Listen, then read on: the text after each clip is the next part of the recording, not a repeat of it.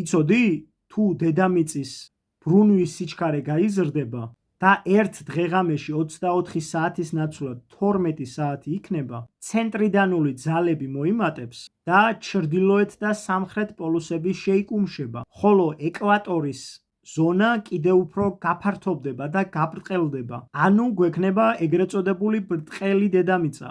ფიზიკის ძირითადი კანონია F უდრის m-ას. აქედან კი A უდრის F შეფარდებული m-თან. ანუ რაც უფრო დიდი მასა აქვს სხეულს, მით უფრო ნელა მოძრაობს. რომ შევაჯამოთ დედამიწაზე დღეღამეში თუ იქნება 24 საათზე მეტი, ან 25, 26 და ასე შემდეგ, ეს იმას ნიშნავს, რომ მის ზედაპირზე უფრო დიდი რაოდენობით და დიდი ხანგრძლივობით მოხდება მზის სხივები, რაც გამოიწვევს გლობალურ დათბობას. დღესდღეობით კი დედამიწა მიემართება გლობალური დათბობისაკენ, რაც იმას ნიშნავს, რომ დრო კი არ აჩქარდა, არამედ პირიქით შენელდა. წარღვნამდელ სამყაროში კი 24 საათზე ბევრად ნაკლები იყო დღეღამეში. შესაბამისად, მათი 900 წლიანი თუ 1000 წლიანი სიცოცხლის ხანგრძლივობა შეიძლება სულაც არ იყო რეალური, არამედ მათ დღევანდელი გათვლებით